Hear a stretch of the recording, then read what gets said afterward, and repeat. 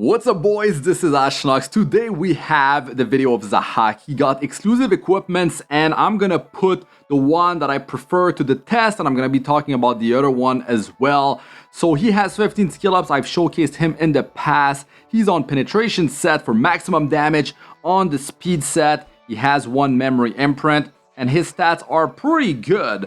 I mean, he doesn't need crit chance. That's the cool thing about Zahhak. He only needs 50% crit chance.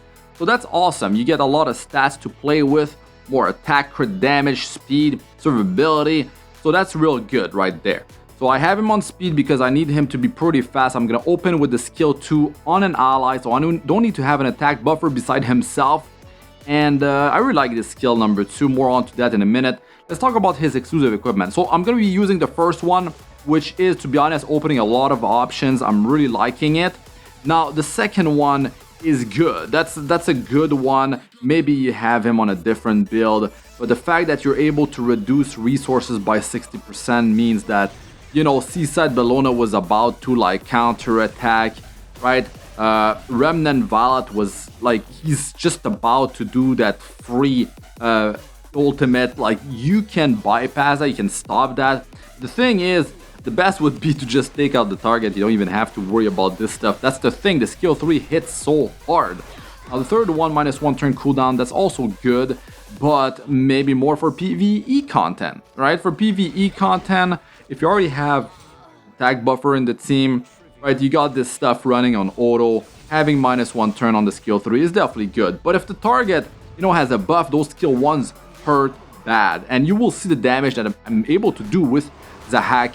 And I'm always opening up with the skill number 2. I target the ally that is going to attack first, right? So in this case, it's Slushii. And he's going to be able to one-shot. And I have on him, I have the artifact that boosts the combat chance of my whole team when just one enemy goes down. So that is very strong right there. And you can see it in action. Like, it is allowing me to have Zahhak go pretty fast to follow up with the skill number 3, right? And I'm able to knock out someone with that skill. And he's wearing Merciless Gluton, so if he downs someone, I'm getting even more combationness pushing. So that is definitely strong. And I'll have the stats of my other heroes at the end of the video. But I figured since he needs another 50% to get his turn, because skill 2 puts a tag buff on the ally that I, target. It puts a barrier, it removes 2 debuff first, right? Puts a barrier based on the ally's maximum health, on himself as well, on Zahhak and on that ally. And they both will have a tag buff, they'll have the barrier, like, it's very good. It's a loaded skill number 2, definitely is. It is a non-attack skill. You do have to worry about Politis, Celine. These are things that you need to watch out for. But you can definitely stretch a battle because of that skill number 2. Really like the removal of 2 debuffs. That barrier is fairly like thick as well. So I'm enjoying it. Now the skill 3 hits super hard. Like, that skill number 3 also inflicts injury. And you also have invulnerability. I butchered that one really good. Invulnerability. So he's able to, if there's a counter attack coming his way, right, or more than one counter attack, he can just take all that damage because he'll take no damage unless that vulnerability gets removed. So that is super strong. And cool thing is that you can use skill 3 to just destroy a Violet. And you have 50% hit chance and 50% crit chance on the skill 3. You have 50% crit chance on the skill 1 as well, so that's why he only needs 50% crit chance when you build him. So that is so many stats, right? The 50% hit chance on the skill 3 allows you to just one-shot via all sorts of evasion-based heroes, and that is definitely solid. If you don't take them down well, at least you're going to be inflicting injury, so you can destroy up to 35% of their maximum health. Every time you use the skill number 3, and Jury can destroy up to 50% of the target's maximum health. That's the maximum you can destroy. That's really good because they're not going to be able to heal themselves back to full. And as the battle drags on, maybe in RT, you got Frenzy helping you out as well. It will definitely make quick work of those pesky, maybe double Soul Weaver team. So even if they get revived, they will be resuming with how much maximum health they had before, which is quite strong. Now the skill 1 is where you can soul burn, and the skill 1, if the target has a buff, is going to deal insane amounts of damage. And if you're saving souls for Zahhak and you're just using skill 1 after skill 1 and skill 1, you keep on soul burning that thing for 10 souls, you're just going to deal tremendous damage, and the enemy will not be able to sustain that. It's just going to be way too much damage for them. So that's definitely what I like about Zahhak. Now in combination with the attack buff on the skill 2, helping an ally get out of these debuffs, providing the barrier, the attack buff, maybe that ally can use and put that attack buff to good use as well. Like together, it's going to be a pretty deadly combo right there. So Zahhak, of course, is going to be strong in Guild War, arena offense and control environment, but even in World Arena, there's definitely room for Zahhak with that artifact or maybe with the other artifact. But I feel like the -1 turn cooldown on the skill number 3, that is more for PvE content, right? That skill 2 one with attack buff is just loaded. I feel really good about it. He's getting attack increase on those exclusive equipments, so he's going to be hitting harder as well. That is good to help you out with these one shots. But I love that I have the invulnerability, and look at that Violet, looking real dumb with these counter attacks doing no damage to Zahhak.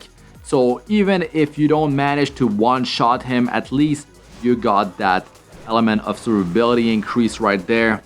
So definitely better hero now with these EEs, right? At least you got the attack increase. But the thing is, it's not for everyone, right? Like making that one with attack buff work means that he's halfway there after he uses it. He only has 50% combativeness push.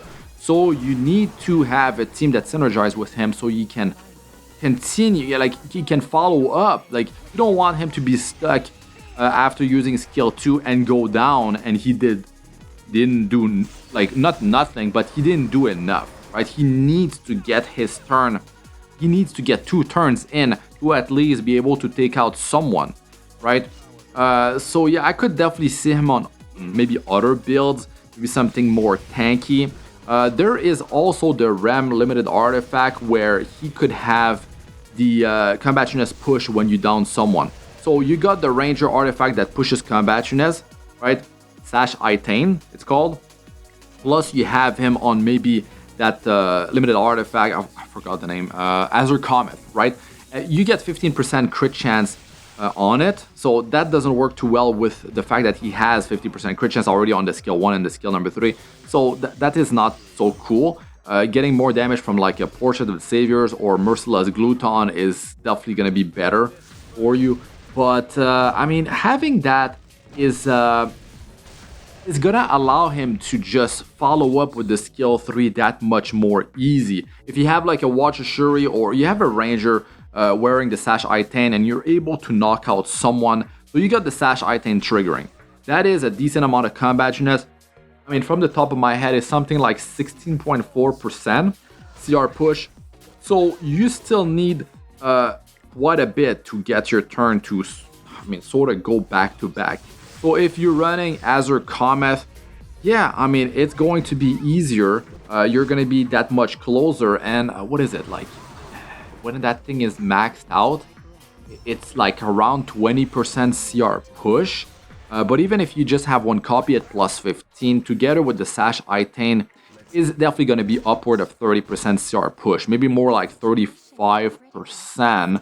So, you're at 85% CR. If you have a decent amount of speed and you have a CR pusher that initiates the battle for you, that means that that 15% CR difference is not going to be that hard to sort of like have him go back to back, especially versus slower teams that don't have much speed.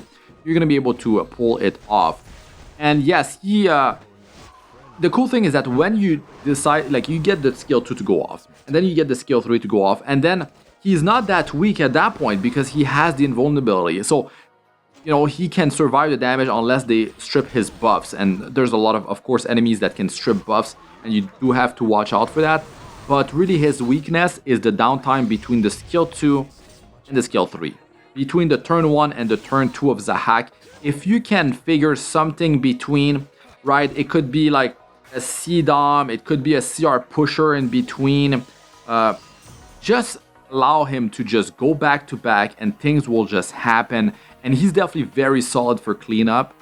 You know, if he survives, he's going to be able to clean up with someone else, especially with the assistance of the skill number 2. So I'm really liking it. Let us know what you guys think about him in the comment section. Have you tried him? On what build have you tried him? Which EE do you prefer? Let us know in the comment section. Don't forget to like the video if you enjoyed this and subscribe if you still haven't. I'm Astranox. Good luck with all ya do. Peace out for now.